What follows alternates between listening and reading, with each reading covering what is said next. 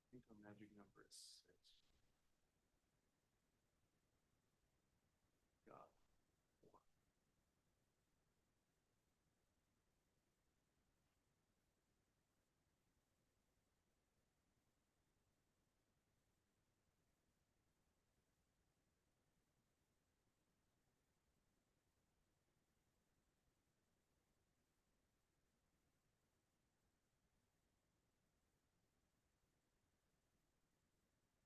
There you go.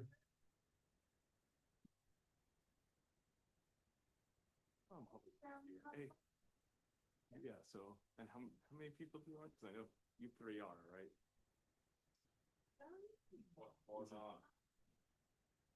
And Joan is too? Okay, so. Yeah, she is. Public safety. She's public safety. Okay. We might be close to your Jerry then.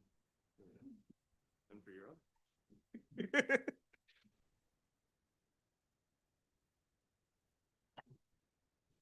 What was the email that sent out about the snow flying stuff? There you go. I got it. No, I got it. Okay. I forgot. So, I got the two. Okay.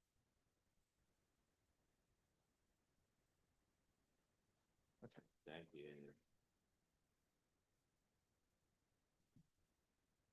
Oh, I think we have it. 6 is the magic number for transportation, right? Okay. And what is it for public safety? So, Made it. yeah. Lane transportation. You're not late. What you been? Away. I'm here. So we need 6. So which one for that? Transportation. And for public safety. Public safety. What's it called? Oh, you will get your own. Okay, so I'll get my own. I See? think we might have both now for vote. I think so. Yeah. Because the public safety numbers 5, us is 6. So. Yeah, I know the public members and anyone attending online. Right. And Julio doesn't, even though he's an ex officio member of every. And we're broadcasting, right? On YouTube. Online. Okay. Can I get your? And I just want to make sure, oh.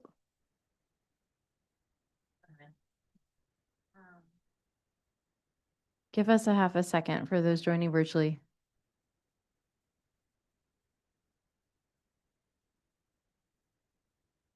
Give us a half a second for those joining virtually. So which half second we give him? The one on TV. Sound like my husband.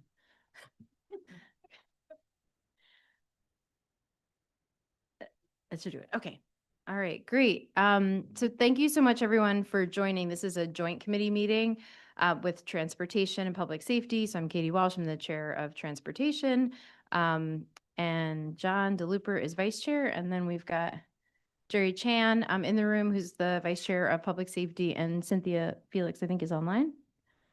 You see her online. Okay, great. So she's joining virtually for tonight's meeting. So this is a joint meeting. We have a couple of very important agenda items, which is why we wanted to make sure to do this together.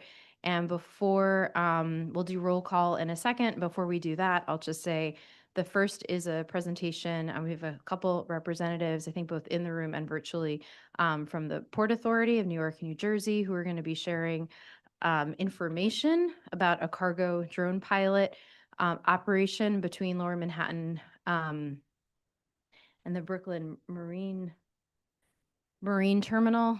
Just a correction, this is Brooklyn Army Terminal, but it's the Brooklyn Marine Terminal in the agenda that was posted. So just to make that note. And after that presentation, we have committee discussions and updates. So I'll just say what the three are. It's the discussion on priority streets, intersections, and corridors in the district related to public safety and transportation. The next two items, again, will be committee-related discussions. We'll share information. We did invite DOT to report back on outreach taken on Third Avenue in the street improvement plan. We invited them, but they declined to come tonight, and I'll share what they sent us.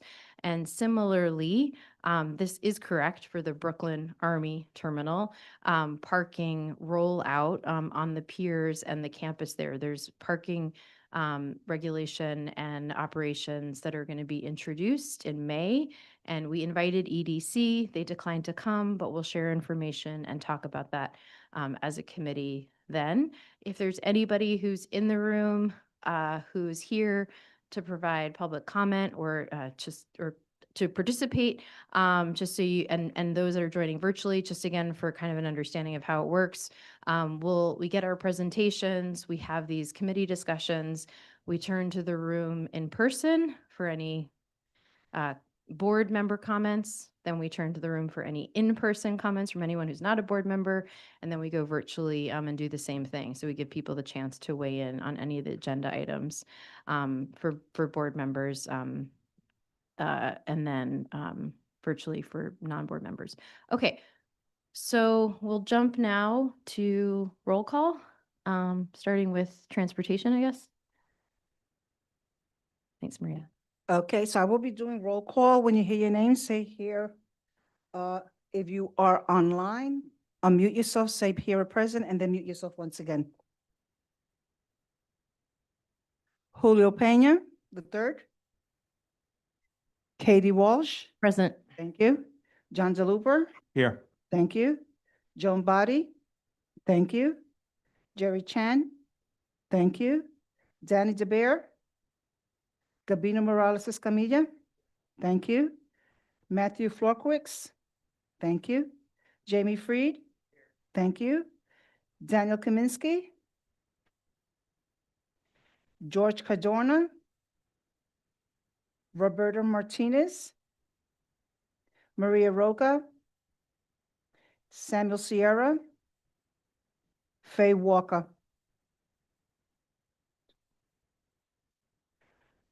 Okay. That's Faye. Just Faye didn't know. Walker's here. She's acknowledged. Thank you. Okay, we have quorum for transportation. We'll go to public safety. Roll call for public safety.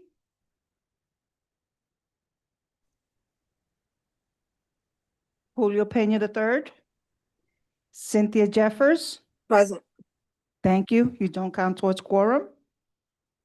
Jerry Chan. Thank you. Joan Body. Thank you. Kin Fung.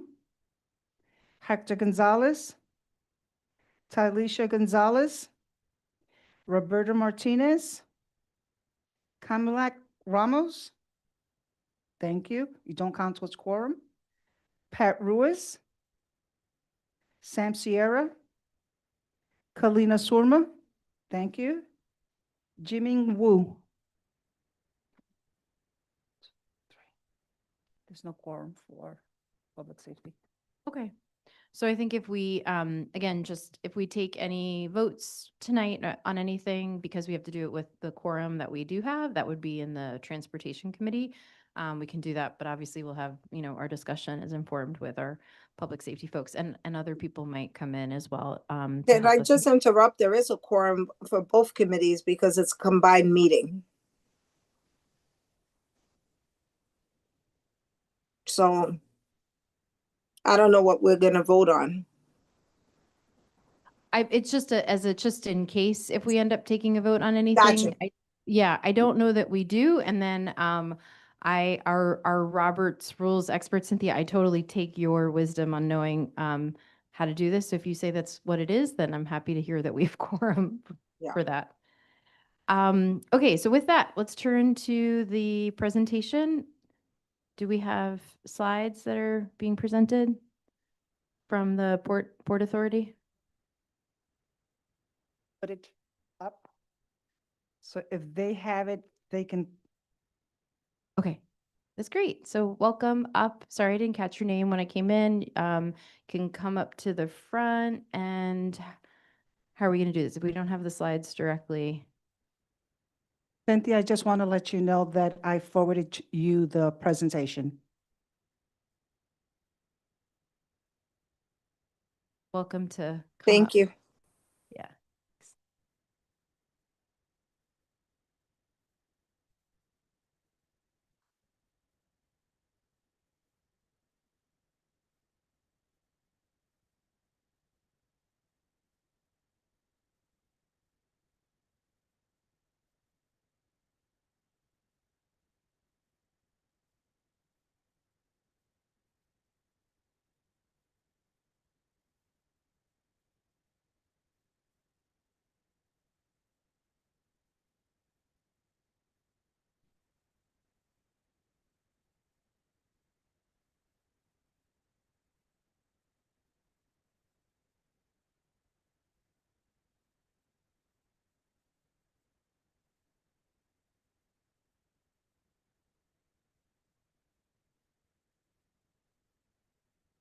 Wants to put it up, I can make her a co-host.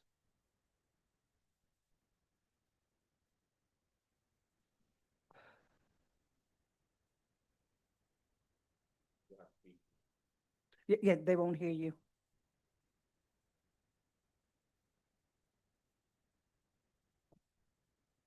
Chaska, can you please upload the presentation?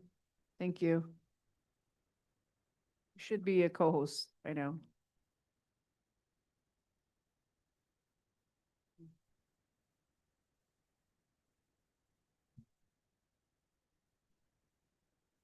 Just asking for it to be allowed.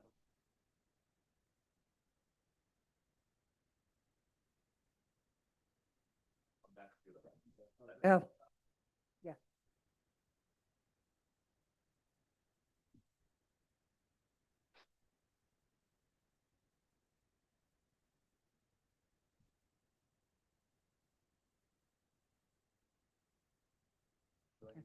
You need to speak directly into that mic, so Maria's got to hand it to you. Yeah. Sorry about the hiccups. Okay, it's. And then the other requirement in this meeting is you have to speak very awkwardly close to the mic so that they can pick it up virtually. Thank you. Okay, I'm assuming everybody can hear me now. Got to stay really close. Really close? Yeah, Got it. Okay. awkwardly close. Fantastic. Thank you. I'm Stefan Pesnik. I'm from the Port Authority. My role is as the Regional Freight Planning Manager for the agency. I'm also the project manager for this effort. What I want to do is before I kind of go deep into the slides, I want to first thank all of you for having us here. And this is actually the second time we've had a conversation with Community Board 7. So this is a great opportunity to come back and make sure that we kind of share what we're doing, what the process is, what we're looking at, and also to answer any questions that you have. So just to kind of rewind, the Port Authority's been really looking at drone and drone cargo options and delivery systems since all the way back in 2019.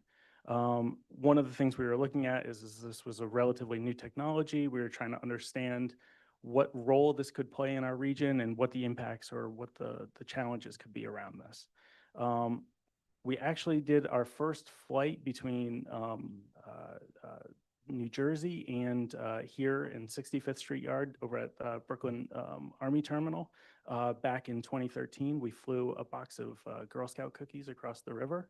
We delivered them to Brooklyn, and then we flew back. And really what we did with that exercise was, it was an early attempt to just to understand what the implications, what the challenges were with drones, drone operations, what regulations, what sort of systems needed to be built into the process so that everybody could kind of understand what sort of footing we were looking at. Fast forward to about 2024, we actually engaged with Skyports, who is here online with us. They are a drone operator that works all around the world. Jessica, do you mind switching slides to the next one? So Skyports operates all around the world doing drone operations throughout many different countries, and particularly they're based mostly in the UK, but they've actually been doing several different operations here in New York and in the North America as well. But we entered into an RFP, a public RFP process, and Skyports was selected as the strongest candidate from that process. Based upon that international experience and some of the market research and market work that they've been doing, that we really wanted them to come in and help us understand what is going on in the market, in the world, what the operational kind of challenges around drone and drone operations look like, and also what the context is in New York. What are our particular challenges for this? What kind of market would suit this? We've seen a lot of different sort of ideas and concepts being floated around both in the US and around the world. And we wanted to understand, would somebody actually have any interest in doing this? This was twofold. This was one, because we wanted to make sure that we understood what sort of benefits this could bring, but also what sort of hindrances or obstacles or challenges this might also encourage as the system comes online. So as we started going through that process, we really started reaching out to many different people in different industries, whether that was the offshore wind industry, whether that was the maritime industry, trying to understand what those markets look like. Jessica, do you mind going forward? And we've really leveraged what Skyports' experience is with a lot of these different industries and their background on that. And now move forward to the next slide. Thank you.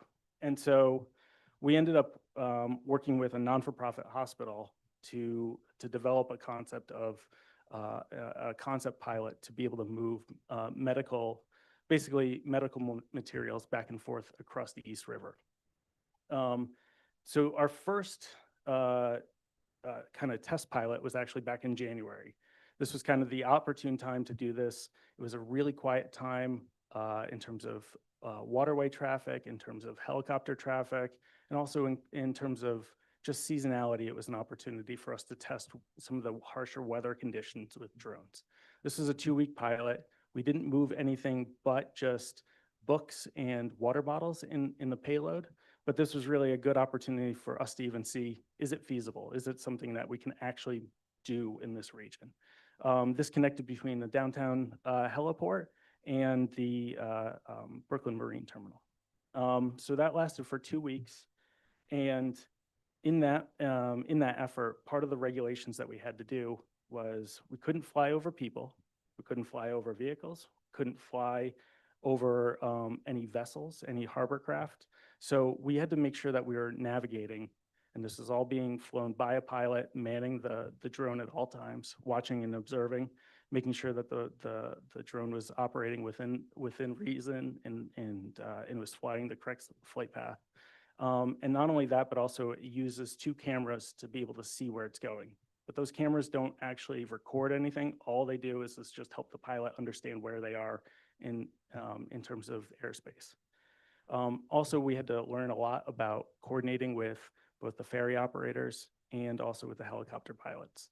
The helicopter pilots are actually really encouraged by this. They've actually been very helpful and productive in terms of making sure that we understand how they operate, what they see, and they can understand how we operate and how we see. So could you go on to the next slide, please, Jessica? So none of the actual weight of the materials that we're moving were all that big. This drone that we're actually flying is about 7 feet wide, but it can only carry about 11 pounds. The good thing is that flying between those 2 destinations, it cut a 20-minute trip, if you were to take it by car, down to 4 minutes. Now, this is good metrics for us to understand what that really looks like for medical or what we call very time-sensitive sort of responses, very time-sensitive kind of movement for materials. We also were able to complete a lot of flights in that short amount of time. We were able to do about 135 flights despite very adverse weather and despite a lot of challenges in terms of freezing temperatures and things like that. So we were able to learn a lot about that. We also learned, the weight and the noise. It's very, very quiet. It's basically when you're about 25 feet away from it, it sounds like an electric toothbrush. So it's not very loud, and we didn't see any reaction from the public while we were flying this. So that is what we've been doing now. And what I want to kind of bring to this community board today is, why are we talking about this today? Well, we've already started a new route, or I'm sorry, the same route. Can you go to the next slide? We're going to be continuing the same service, but for 12 months. And we're going to be flying between the same 2 points, the downtown heliport and the Brooklyn Marine Terminal. That's where we're going to start off this route. And we're going to be, again, starting off with simple things like books or water bottles, and then moving up to being able to fly with medical materials, whether that's gauze or Band-Aids or things like that. And then eventually, we'd like to be able to go out and get permits to be able to move medical materials like prescriptions, like blood or tissue samples or things like that. That's a long ways off. We're not anticipating on doing that anytime in the near future. We have a lot of learning to do before we can get to that point. But that would require what's considered a hazmat movement. And that's mostly just because of these medicines and some of these laboratory materials just need to be treated a little bit more with care. The last thing I'll say is that towards the end, 6 to 9 months from now, we're hoping to be able to expand this pilot to be able to come all the way down to down here to the 65th Street yard. Now, that would mean that this is also connecting to a hospital network that's in this area. It's a non-for-profit hospital, but right now I can't actually tell you who the hospital is because we're contractually not allowed to say their name. But this is the real hope is that we can find ways in which we can create more public benefits from this. We can also reduce congestion and find areas in which we can increase speed of moving sensitive materials and lower emissions for these moves as well. With that, I think I'll open it up for any questions. Okay, can you just say right now, I just want to make sure I capture it and we have it. So for the next 12 months, you don't, I'm reiterating what you said back to you to make sure we have it right.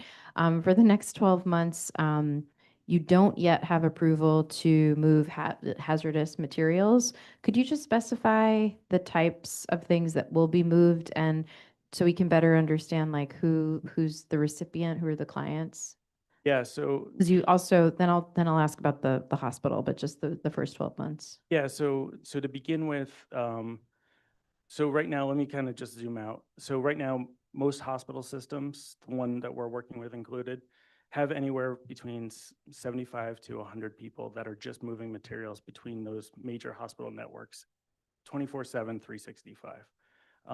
That's just moving materials. It could be things as simple as paperwork. It could be things that require, original signatures, and it could be all the way up to critical and urgent testing materials that need to be moved immediately.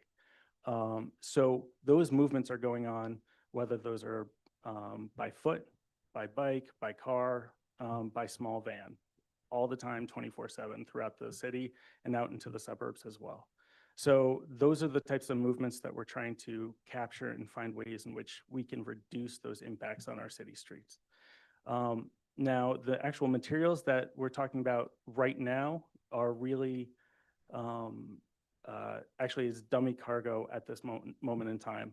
And then once we have everything kind of up to speed, we'll be running and moving materials that are basically like billing material, things that could probably be done by email, but we want to make sure that we test the system if it's something that we can, that if for some reason, for really an odd reason, it gets lost or it's damaged, we're not losing anything. Nobody's at risk.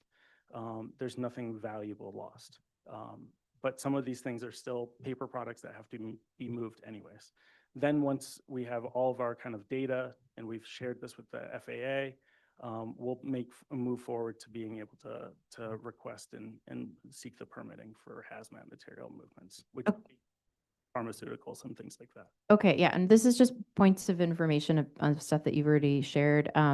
Who provides that hazardous material? Like, who do you get that permit from? It's from the FAA. Okay. Yep.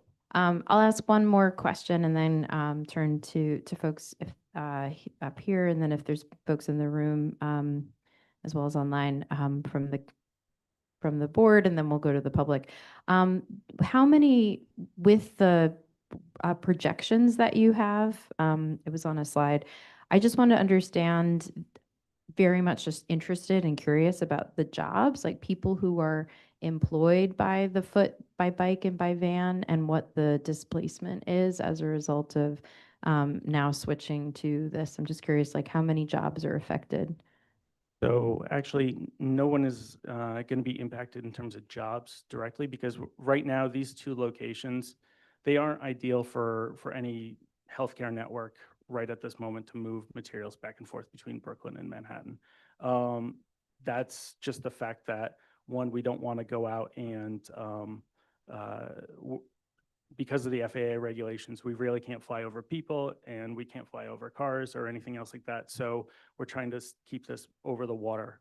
And because of that, because of the position of many of the hospitals, many of the other outpatient and doctor's offices and other locations, we need people that are going to move these from point A to point B.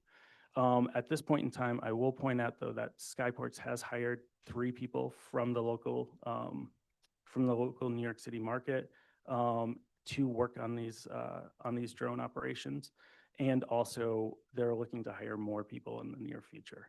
I can't speak directly to how many. It's mostly depends upon how fast this service kind of needs people and how, you know, what their typical sort of needs are. But they're going to be operating 9 to 5 Monday through Friday, just during daylight hours as well. So I just want to make sure I would clarify that as well. So no, in your words, no jobs will be lost by foot, by bike, or by van. Correct. For the long-term implementation of this program. For the next 12 months, that's our goal.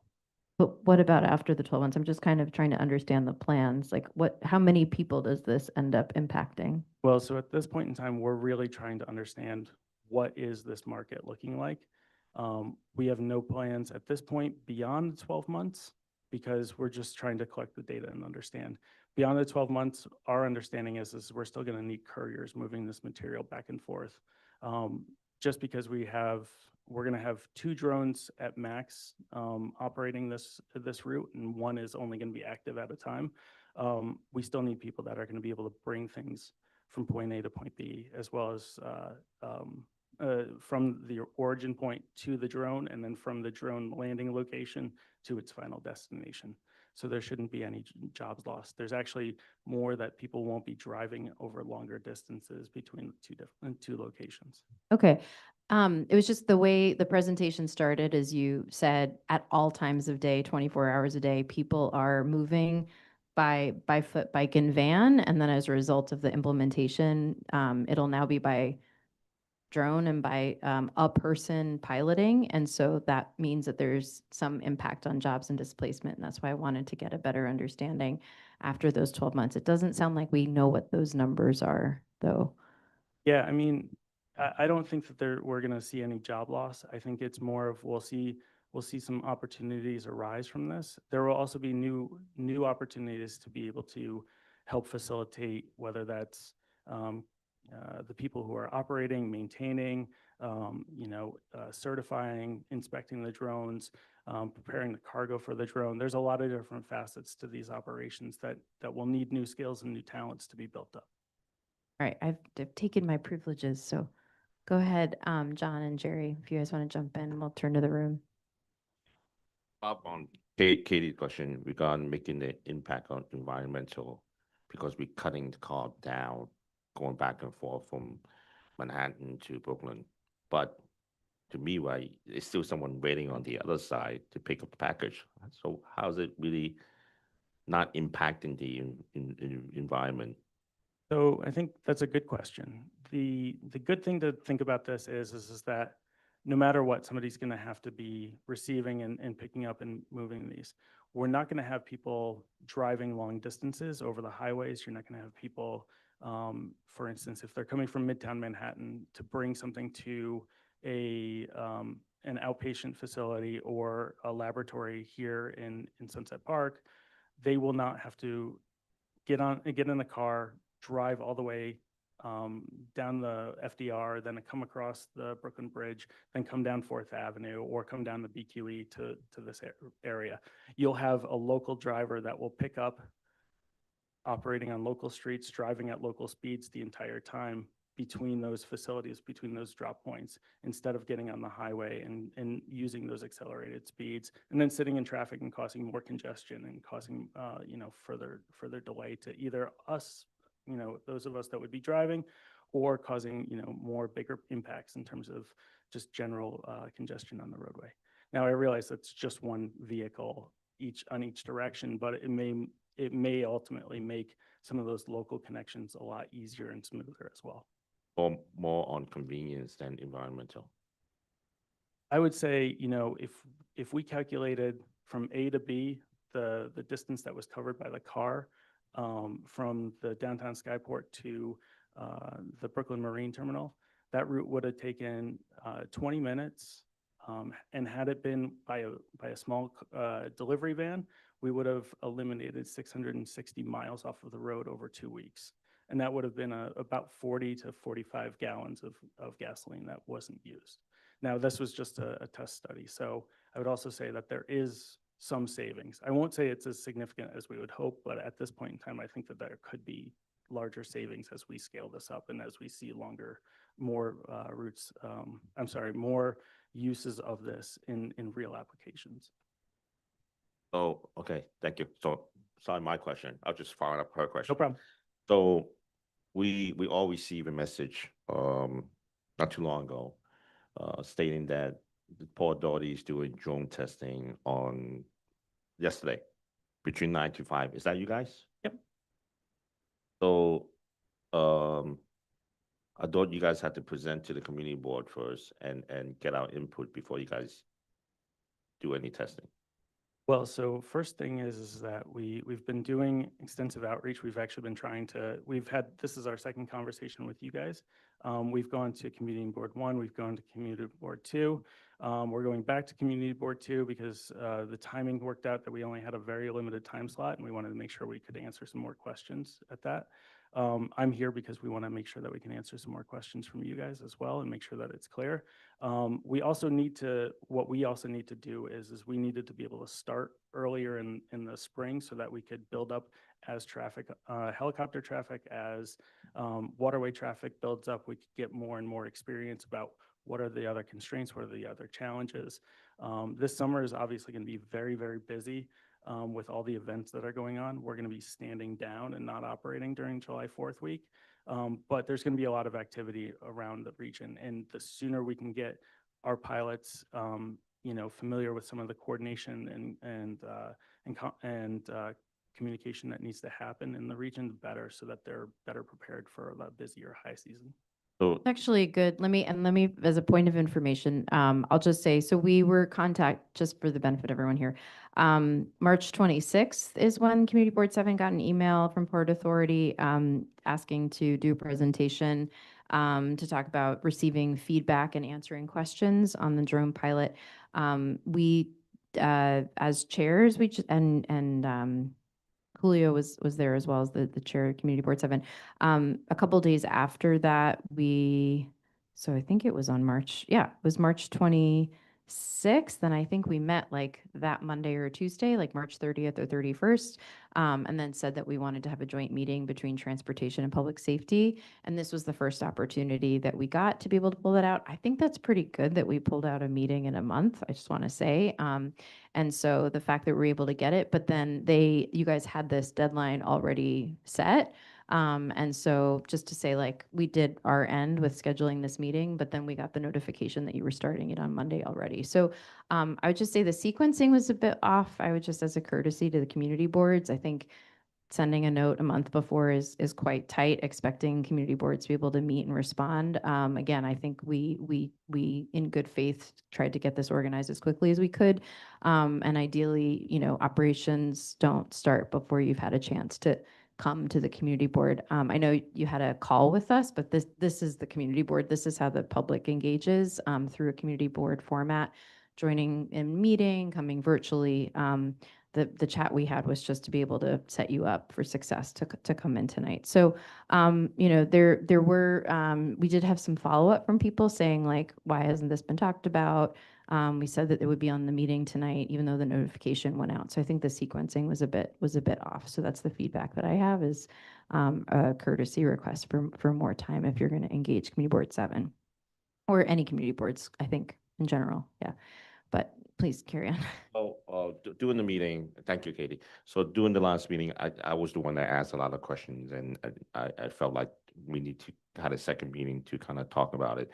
We mentioned about the safety of the drone. If something happened, everything is encapsulated, it's safe. You talk about you flying over water, but I mentioned that I take the ferry, right? There's a lot of ferry activity.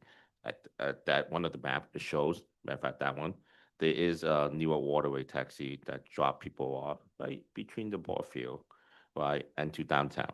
So there will be continuous ferry operations, including the Queen Mary 2, including the other cruise lines and stuff, right?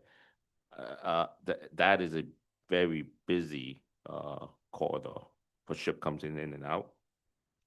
Well, how are you guys avoiding the ships if you guys not flying over boats, people, they're all underneath? Yeah, so that's a great question. So first off, the pilot is able to track with Marine Tracker. He's observing all of the marine traffic both digitally and visually. He's actually based right there at the downtown Skyport, so he's actually able to see any of the traffic that's moving up and down the harbor. He's also paired up with a spotters that are both at the heliport and at the Brooklyn Marine Terminal. So both of them are visually observing and monitoring all the ship traffic as well.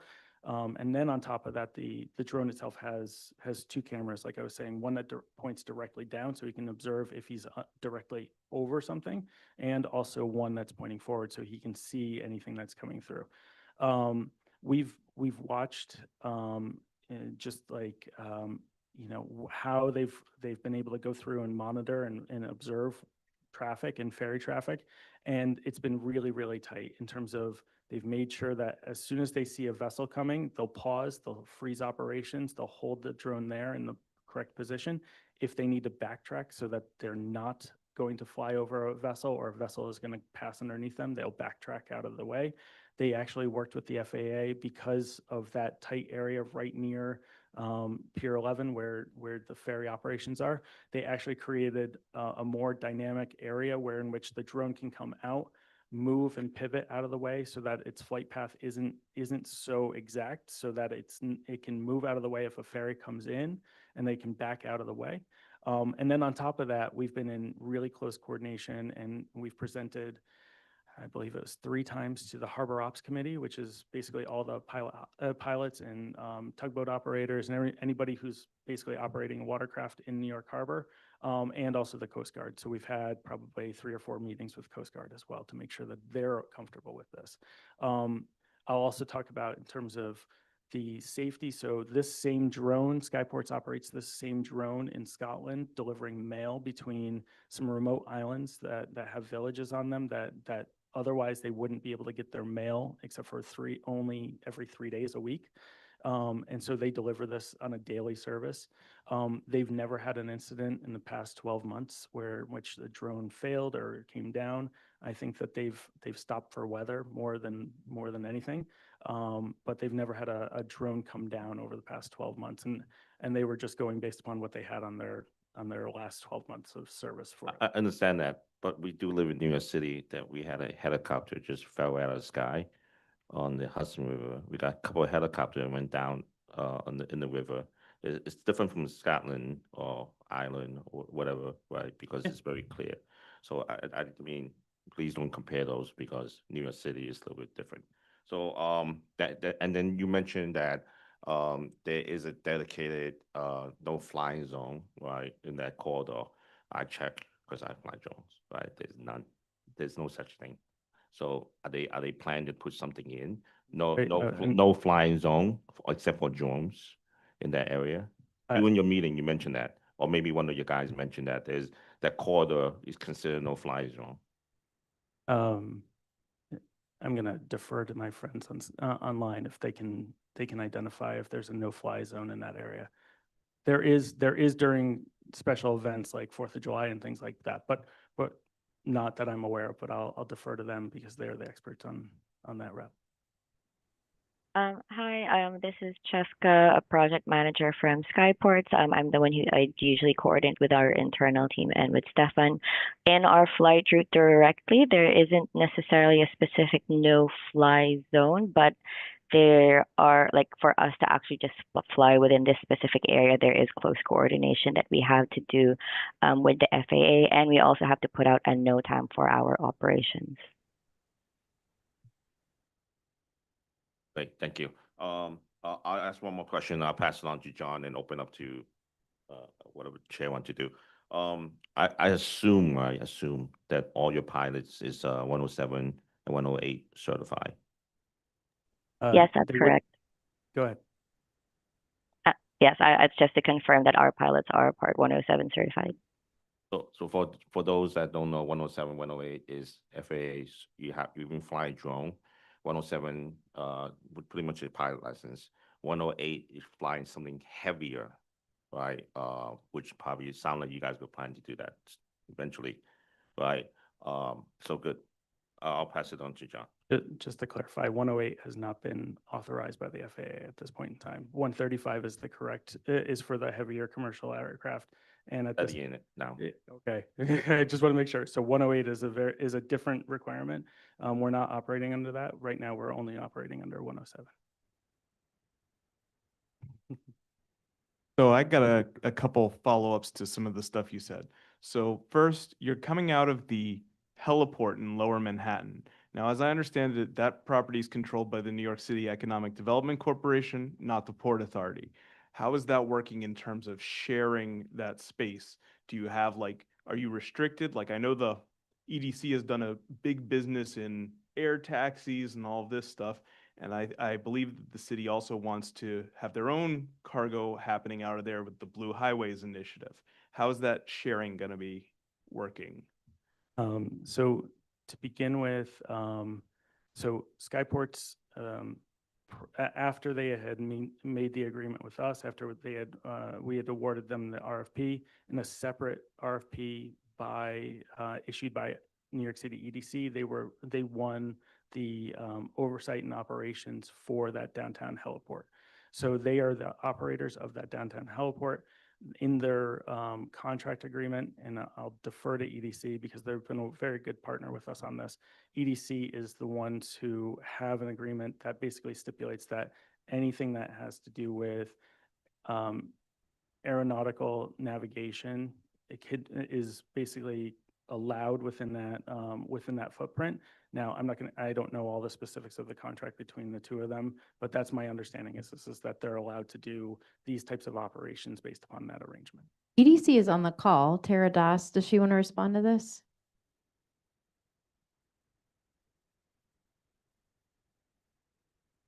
EDC said that they were going to send someone, and they confirmed that Tara was going to be there. Okay. Hi, everyone. Can you hear me okay? Yes. Great. And yes, that is correct. In terms of operations, this is absolutely going in line with what is designated in terms of uses.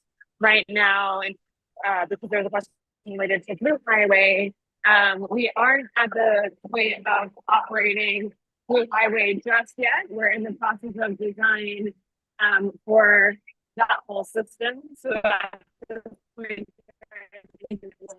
conflict with it, obviously, assuming that air cargo is something that is tested, is expanding, that would obviously be coordinated in the longer term to make sure that there's no intersection of or conflict of uses here.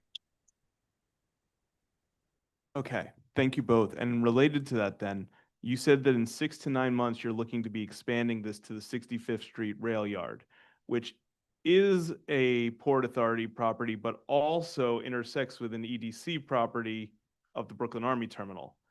And then you also have the MTA who's going to be coming in there with the IBX. All of that is covered under the same operational agreement. Am I?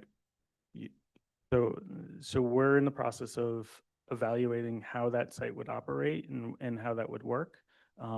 We need to be able to crawl and then walk, then we can run.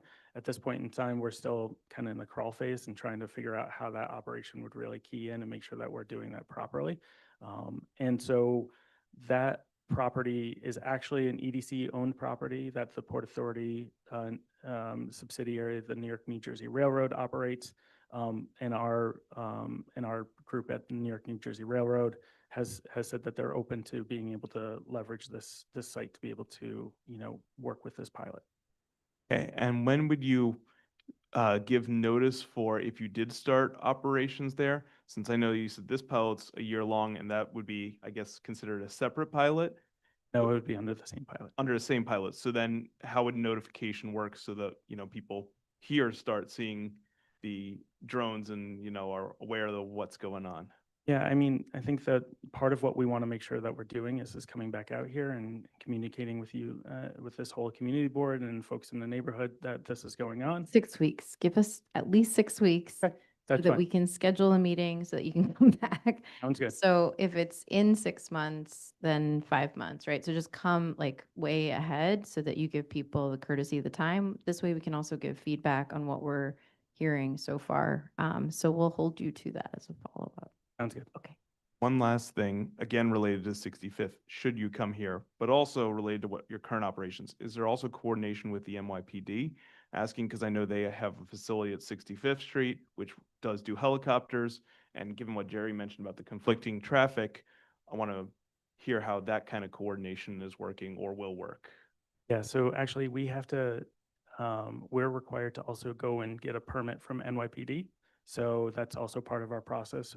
And we have to actually go back and get that permit weekly. So we have to communicate with NYPD on a pretty regular basis about that permit every time we fly. So we'll continue to do that operation. We've been in contact and discussing this with not just NYPD's drone permitting group, but also their drone operations team, FDNY's drone operations team. We've been looping in a number of other entities, whether it's Coast Guard or others that I've mentioned before about this as well. Yeah, and also the Marine Harbor unit is also stationed there as well, and several other training and facilities as well. So we're really familiar with working with them, and we'll make sure that they're clued in on this as well. Cool, thank you. Back to you, Katie. Cynthia, I think, is online. Cynthia, did you have any questions? And then we want to just ask people in the room, and then we'll go back virtually. Did Cynthia have her hand up at all? No, I'm good. Okay, thank you. Okay, so we'll just go in the room. Do we have the mic if you just want to grab it, Faye, and then if anyone else in the room has a question after that, and we'll go to Jamie, and then we'll go Matthew, and then we'll go back online. Mine is a follow-up question to John's. So you've mentioned a bunch of different key stakeholders, so police, Coast Guard, FAA. Could you just kind of give us a broad overview of the different key stakeholders, both in the 12-month span and then as you think about expansion, just who do you have to be in contact with and what does that coordination look like? Sure. So, at a federal level, it's FAA, Coast Guard. Then there's the Marine Harbor operations, which goes between both states.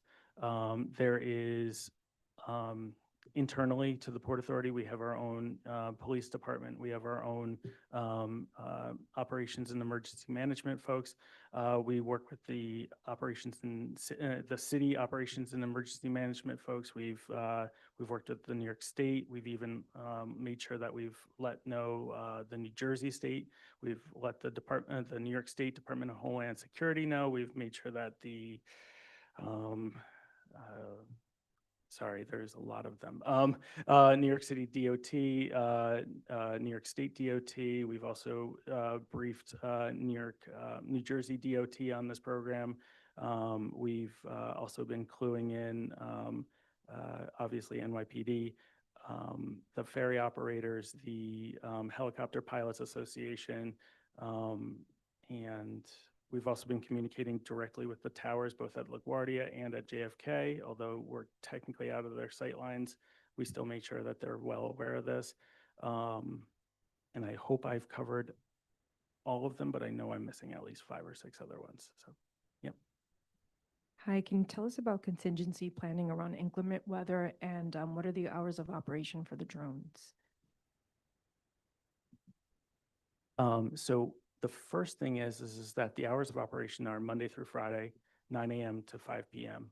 There may be some setup and some shutdown that might last a half hour before and after. They also do inspections during that time. Also, anytime the drone lands, they do a visual inspection as well. I'll also let Jessica kind of also highlight what the weather operations, what those contingency are and what those sort of limitations are.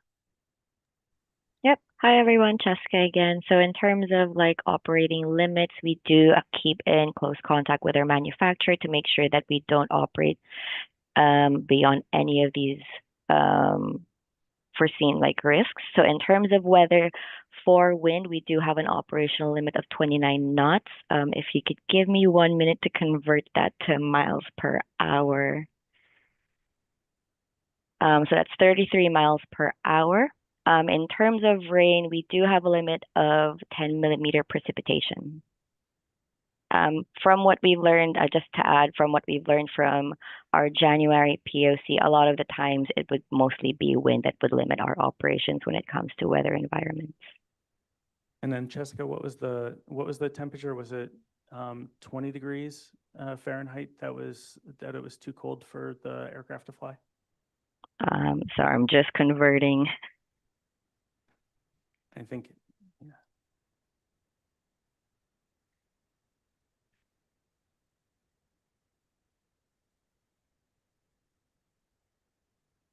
Yeah, just about 20.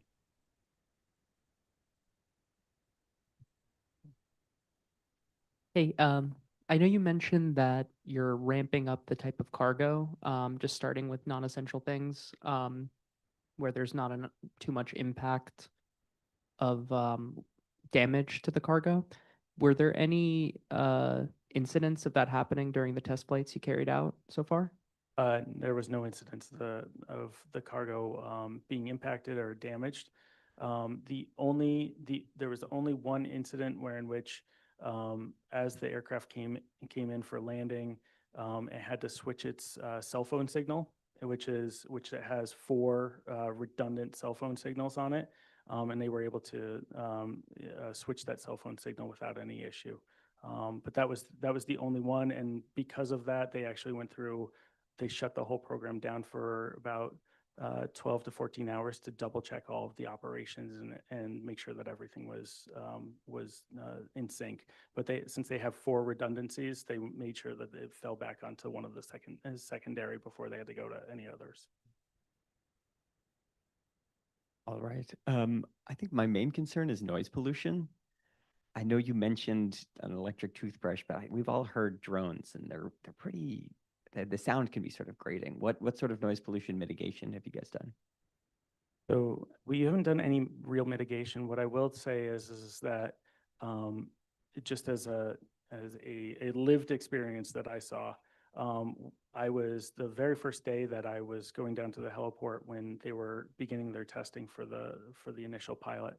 The helicopters were taking off, and everybody that was on the seawall that was walking past the heliport noticed a helicopter.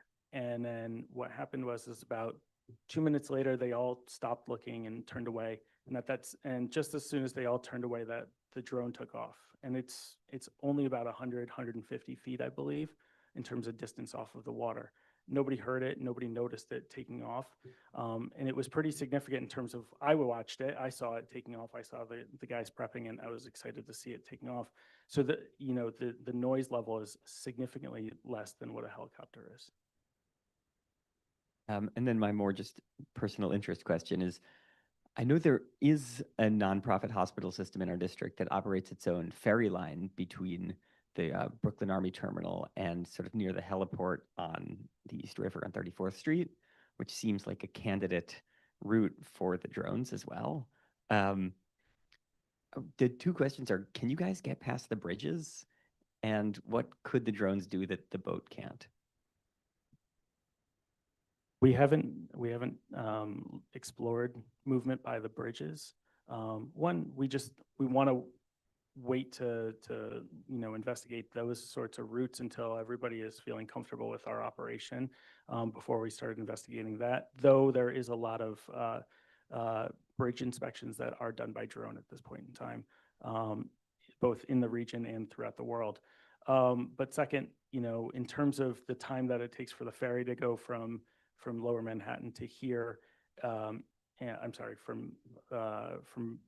Lower Manhattan to Brooklyn Marine Terminal, we can do it in a quicker sort of speed, in a more kind of, in a smaller footprint. The takeoff area is only about 10 feet wide that they need.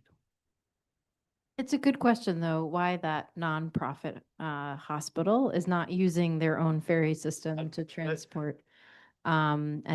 And something that we have the public affairs contact at that hospital, we can always ask. There was a question, the person is a board member and can't be able to join virtually. So I'll just ask the question at the second or the third slide, there was a drone and a parachute. And I think the question was, why is there a parachute associated with the drone? So do you have the second or the third slide? I don't know if I remember it myself, but what's the purpose of the parachute? And then just clarifying the altitude again.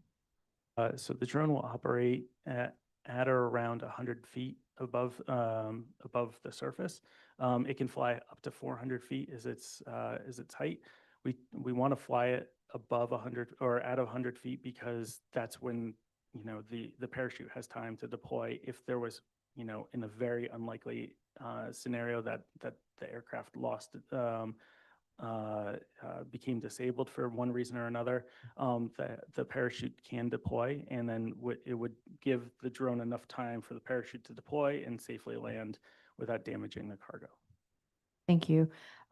Is there anyone online who had their hand raised that's a board member? And then if not, I'll just, if it's anyone from the public, no. Okay, last question. Yep, okay. Actually, let me go first and you go first. We'll move to the next, yeah. He just reminded me of a question that I had and it was never answered during the first call. Cellular service. Again, look at this map. I take the ferry. I try to avoid conference call during that time because no cellular. And I have T-Mobile, AT&T, pretty much Verizon, every providers I have. Are you guys putting up more cell tower to reduce the risk of losing cellular network? So, or what is the backup, right, in case the cellular network go down? So, Jessica, do you want to field this one? Yep, I'm happy to take this one. Just as a reference, we do have, before any flights are conducted, we do have to submit our concept of operations to the FAA. Included there is first our initial assessment of what cellular coverage does look like within the area. As part of an additional layer for that, we don't just rely on our desktop assessment. We actually do also try and go on site, see what cellular service does look like, because these are the different networks that the drone will be connecting to. As Stefan also mentioned, there are 4 redundancies when it comes to cellular connection to the drone, but we're not only directly dependent on that, the drone is able to continue operating its automated route. If 4G, 5G is out there, we can operate up until using just SATCOM service as well. Okay, so there's sat phone services for the drone. Sorry? So Yes, you guys using satellite network? Yeah, so we can use the primary connection that the drone is going to be using is up to 5G and 4G. It can reduce its connection up to using 2G and SATCOM, but just as a reference, if there is disconnection that is experienced throughout the route, typically these flights are automated flight routes. If there is a disconnection mid-flight, the drone will either continue operating its flight until the very end, which is point B, we'll call it, or if it's still closer to point A, it will do an automatic return to home. So that's my concern. We talked about so many helicopters, boats, kites, whatever in that area, right? If you use cellular network, the drone will continue their pathways to tell it to go. It doesn't know there's a bird sitting there. Doesn't know there's a helicopter sitting there. That become very dangerous. So if you guys are putting cellular network along from downtown all the way to Bradley Army Terminal, great, because the cell network is horrible down there, right? But that is a safety issue, right? Because I could lose up to a minute to 2 minute call on conference calls. So you guys want to take the ferry back and forth, figure out where's the death spot. I'm sorry. So you're saying the impact on it is that it wouldn't course correct and the impact is that it would just keep going. Can you respond to that though? I mean, I feel like that's. I mean, I do have to ask how many redundancies is enough? Because I mean, Saying you have 4. you have 4 plus a satellite phone connection as well. Okay. So I mean, there is a certain limit in which I have to rely upon industry experience and expertise that says that this is enough redundancy. And if the FAA and the NYPD are both said that they're comfortable with this, then I have to also be comfortable with it as well. Okay. Okay. So we'll have our last question because we lost Joan, which is always my mark. And we've got 3 agenda items. So she left earlier than she usually does. Sorry, calling her out. Gambino, do you want to ask your question? Yeah, I was just about to ask those questions about how autonomous the drones were going to be because of that issue about it flying automatically by itself. So is this at some point in time, is this going to be fully autonomous? Are you guys planning on the drone path to be autonomous fully at some point? Or there's always going to be a pilot? There's always going to be a pilot. So no plans on being autonomous at this point? Nope, not at this point. Okay. And our regulations don't allow, the FAA regulations don't allow for us to not have a pilot being on site and observing it. Okay, except for when it goes out of signal at some point or whatever. If all 5 redundancies fail, yeah, I guess that's what that's the industry expectation, that it should be able to return back to one of its landing points. Okay, thank you. Thanks for spending time with us to give feedback and to ask those questions. Thank you, Gambino. If anyone joins, thank you, and listens to this later and you want to send any additional questions or comments, just send it to the Community Board 7 email. So it's bk07@cb.nyc.gov. And I'll just say, it looks like 6 months ahead of that time frame would be October, which is actually good planning. So we can actually plan ahead to have you guys back in October, so we can get an update, and that'll be ahead of your timing that you talked about of moving to the 65th Street Rail Yard. We can get specific later, but we'll follow up with you then. So thanks for spending time with us. No problem. And thank you Great. very much. And then I'll just add one last point that I Yes. forgot to mention is that we are taking any other comments or concerns via 311 that will go directly to the Port Authority. Great. Yes. Good reminder, 311. Thank you so much. All right. Thank you, Stefan. Appreciate it. And we'll go to the next agenda item. We've got 3, which is focused on a discussion on priority streets, intersections, and corridors for public safety and transportation. DOT report back on outreach taken on Third Avenue, and then the Brooklyn Army Terminal new parking rollout. I'm actually gonna switch the order and ask that we do the Brooklyn Marine Terminal parking rollout next. Maria, I had sent a slide to you guys to be able to share. It was sent maybe around 4:30.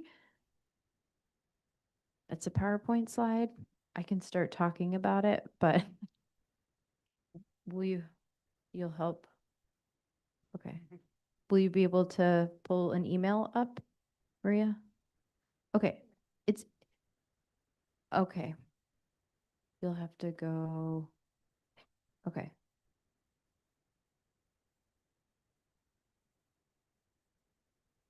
Okay, all right. We'll do this a little differently. Okay, I won't do that. We'll give Maria a second to catch up. We'll stay in the order that we were in. Sorry for the long delay. Discussion on priority streets, intersections, and corridors related to public safety. We have a long laundry list of responses, so I'll just kind of bring everybody back at least in the Transportation Committee, to the end of 2025, where we had a similar agenda item where we talked about what needed to be included in letters and issues. If you can bring yourself back there, we had the same agenda item. We broke everybody up in the room virtually, and we said, please talk about streets, intersections, corridors that are problematic for safety and transportation. We also then asked people to send us any comments that they had virtually. And then to be able to provide feedback on, to provide this directly to DOT on what they could focus on in the new administration, as the new administration was picking up. A lot of these things have been logged over many years. John helpfully compiled, right? So we've got like everything that we sent to them. I think altogether there were about 55, if I remember looking last, 55 different intersections, corridors, and streets that we noted issues on. And then we did meet with DOT 2 weeks ago to go through this, to be able to get feedback from them on progress that they had taken. So it's quite detailed, so we weren't actually planning to go through each agenda item in this meeting. What we will be doing is, as part of the appendix and as part of the minutes, we'll be including it and kind of putting it in the public record, including it in the minutes for the full community board. I think what I would call out as promising is that DOT responded to the letter directly from Commissioner Flynn and Keith Bray, who's the deputy commissioner, and said that they wanted to go through the list, and then went through the list and then provided detailed responses. And so we're taking that as promising, where a lot of these things were talked about in terms of either work that they have in order with contractors, or things that they are looking into for follow-up in terms of like what kind of interventions that they could put in. The one thing that I want to say that is a little bit different is that they asked, and this is again for the community board, for the committee, if we have specific streets or specific intersections or specific corridors, if we can make recommendations on the types of things that are needed, a high visibility intersection, a speed bump, a daylit intersection, if we can be as specific as possible, that is feedback that we got from them. They've now brought this up a couple of times in meetings, but we want to be able to be proactive and respond to that. So what I would just say to the full community board is, and anyone joining later, is follow up and send a note. You can always contact 311, but send a note and send an email to BK07, because it gives us a chance to then send DOT a note as well. So again, I'm not going to read this into the public record. John, I wanted to just see if you wanted to make any other specific comments about this problem locations. Yeah, I think that I would encourage everyone, when we include it in the appendix, to look through them, see what the issues are, because some of them are not solved, and some of the answers, in my opinion, are in contradiction to what the situation on the ground is. Like I'm aware of 2 locations where they say that it's a one-way, but my experience has been that it's another.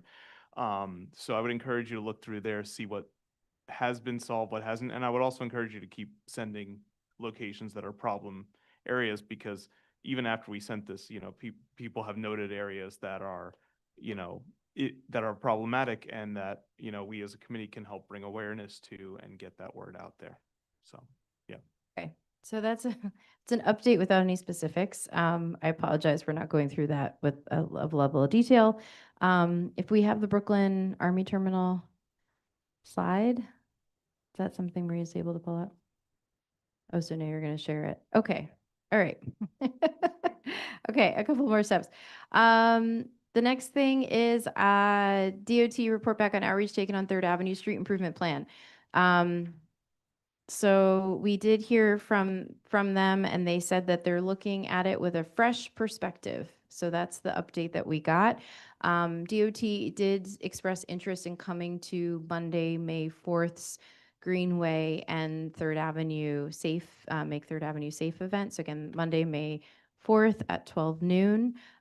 We may get DOT there. We're not sure yet. They've been invited and expressed interest in coming.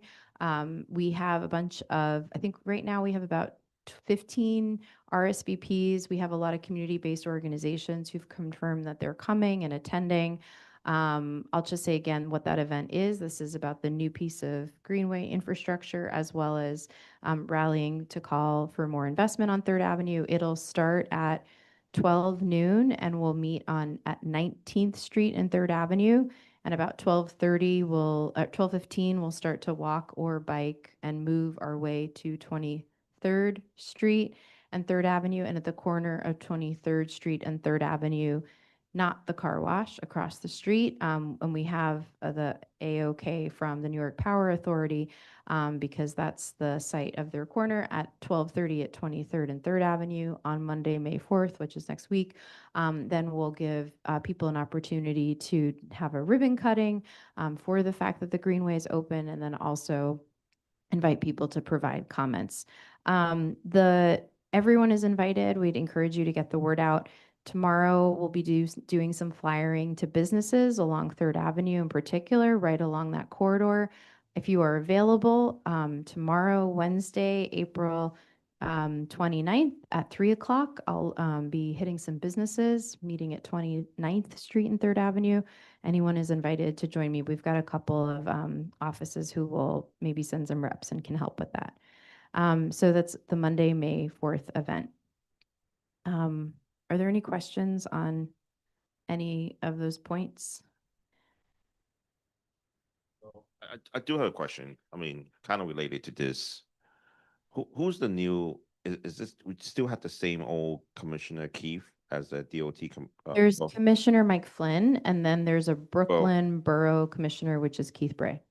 Okay, so he know about what's going on for many years. Many years. Many years. So should we go ahead and go to the new commissioner and voice our concern?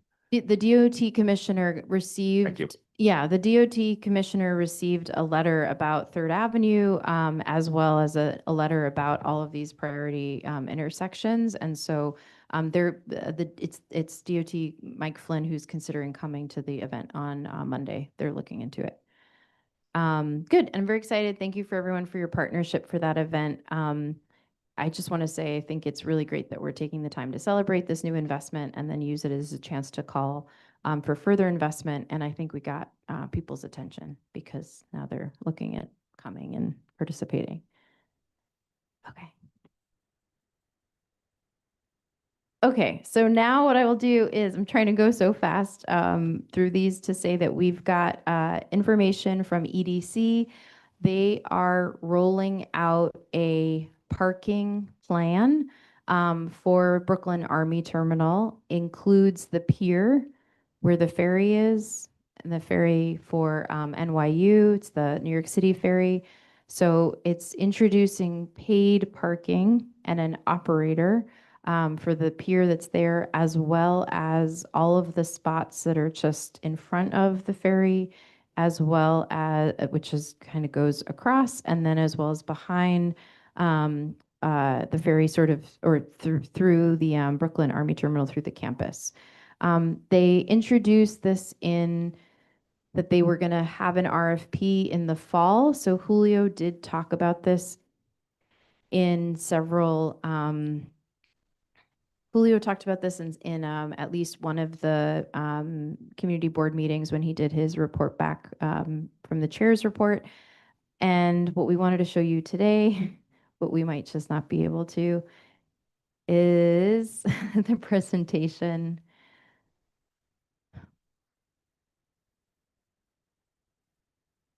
Thank you, Jerry. So close.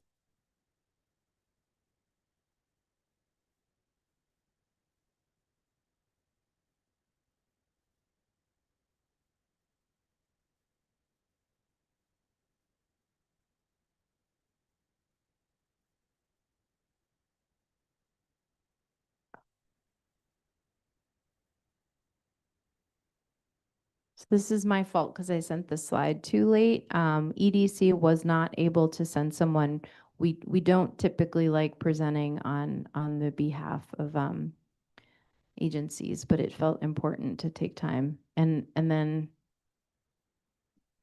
as soon as that starts working, I'll do my best to share what's there, but then I would also just ask for comments. So we still don't see anything.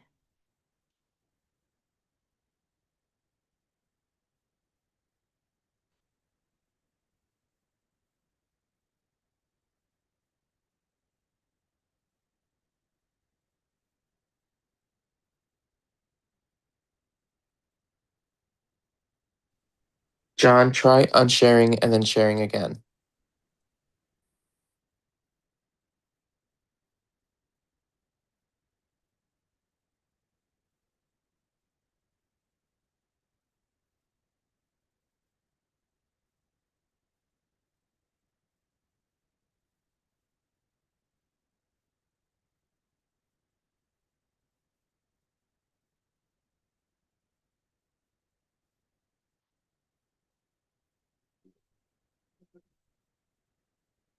Is it something on the?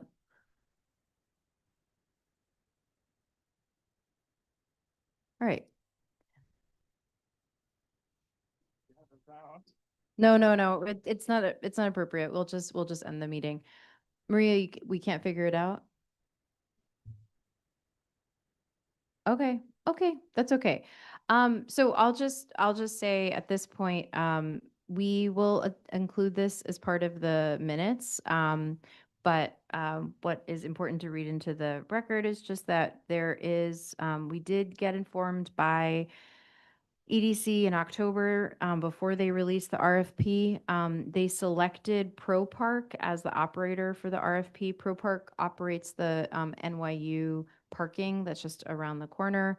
It's going to start with 500 spaces that are going to have these rates on Pier 4, and then it's going to roll out to the Brooklyn Army Terminal's additional 1,400 spaces by the end of the year. So again, this is going to be, well over 2,000 spaces that are now going to be metered in parking.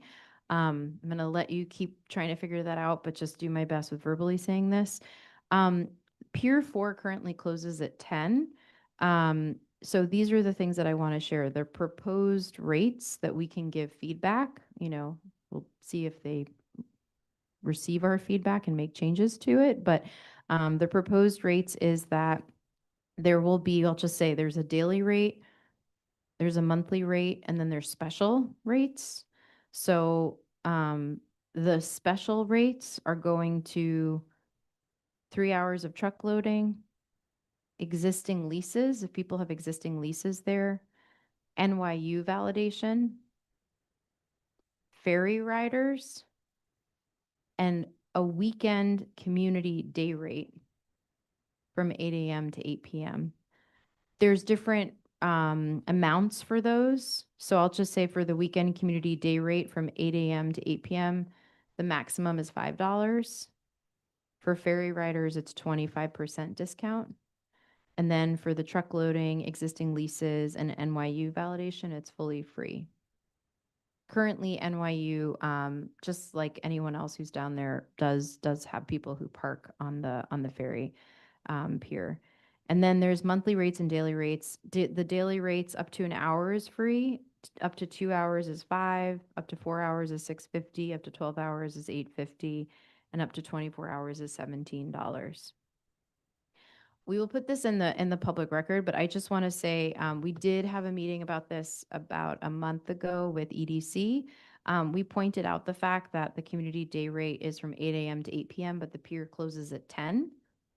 So we asked if the community day rate could just go up until 10 so that people aren't paying more between 8 a.m. or 8 p.m. and 10 p.m. I think we also asked for a bigger discount for the ferry riders. Oh my God, thank God. So you can now see some of the things that I had just shared. We asked for a bigger discount for ferry riders. And then the other thing that came up after that discussion with them was understanding the community benefits of this money that is now going to be generated from this space that is now going to have the parking and better understanding where that money is going. Are they going to be putting in bathrooms to the ferry, to the pier? Are they going to be putting in any other amenities for the community to be able to use with this income that is now being generated from parking from well over 2,000 spaces? Okay. We will end this meeting in 10 minutes. In the next 10 minutes, do we have any questions about what you're seeing so that we can give EDC feedback? Thank you. And I'll bring cookies to the next meeting since this one was a little bit of rough. So I do have lots of feedback, right? Again, those parking spot used to be free for people that had to lease the floor. Now look like now they have to pay. It was all free before. They've never had leased Talk about the 428, 750 area, the 428, 125 maybe area used to be the people that lease out the building park for free, but you have to have a parking plaque. I have one in my car. All right. So those are converting into paid parking spot. Wait, so which Pier 4, West, Annex, Executive, what number?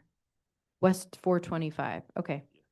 Yeah, what you're seeing, everything that's in purple in the slide is being included as part of their rollout for this pro parking RFP. And the rates that you see are the rates that people are now going to have to pay.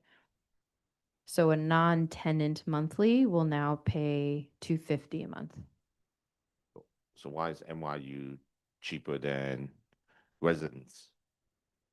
Yeah, Right, these are any comments and questions is now right. the time to And ask. if EDC is running this, EDC is giving a senior citizen, people with disabilities, and veteran discount, half off, 50% off.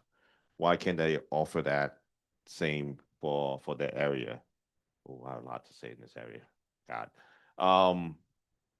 Can you be more specific? So you're saying currently the rate that they offer from EDC? is giving ferry rides to senior citizen, people with disability, and veterans 50% off. So my ride is only $1.35. You figure out which category I fall under, right? 135. So why can't they offer the same thing? So I'm looking at this. This is similar to in Flushing downtown. There was a parking lot. The city decided to outsource that, and then it turned into a mess. Turned to a mess. So if the city are paying an external firm to come and manage this, how much they getting? What is EDC making from it? Yeah, making Yeah. yeah. Okay. So the money you talked about going back to the community, how much is going to the vendors versus EDC versus the community? Right. So that's some questions. I'll let other ask. If you don't ask, I'll continue asking. Okay. Yeah. The rate they have for when hours free. How I mean, where are they putting the gates? Where's the entrance? No, to let people in. Because between Pier 4 and West and East, the only way you could enter it is to MX 20, between MX 20 and by the NYPD K9 unit. So, I mean, it's the way. What is special truck loading? Because I can't see it, sorry. It's just a special truck loading and it's free for up to, I think it's It is 3 hours. It is a warehouse. There's lots of factories in there. Why are they charging people to unload materials? No, up to 3 hours truck loading is free. So I don't know. I never see someone empty a container in 3 hours. Okay. But I don't know why they're charging the people who are leasing the space, because there's a pattern, because my friend owned a pattern shop in there. Why should they pay? They're already paying rent. And the trucks that come in and unload materials. That's something 25% discount. And then maximum $5. I can't see it. This thing is in the way. maximum $5 for the rate that someone would pay on a community from 8 a.m. to 8 p.m. I think the issue we raised is just that it closes at 10. So it's the time frame is very odd that they chose. So let me hear what you say. Whoever's taking the ferry, right? They pay $5 max. If you're taking a ferry, you get 25% discount. And then there's a community day rate, but it's unclear how they would actually implement that. So I would say, just again, if anyone's joining, please send us any questions. Yeah. And is there anyone online who had raised their hand? No, that's okay. That's okay. We will, I think, thank you, Jerry. I think we'll provide these additional questions. We will bring this to the full community board next week. I'm raising it because they said they're implementing it in May, which is in a couple days. So I think we have to be able to provide feedback as soon as possible. So we'll take what we got today. People can continue sending their feedback up until next week's meeting for us. Yeah. Okay.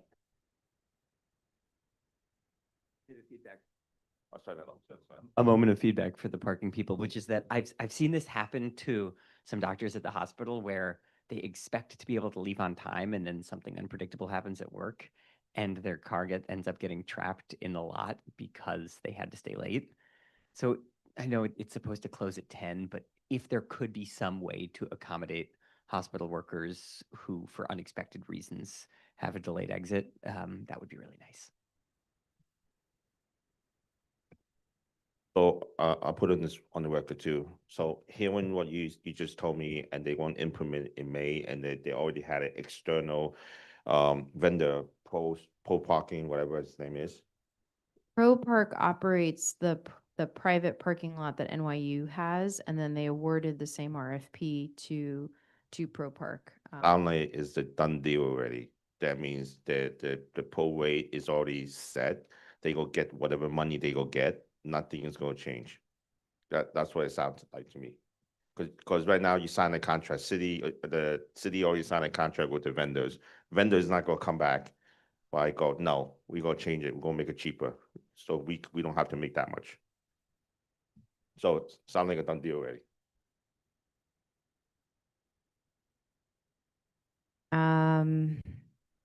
If they do it in May.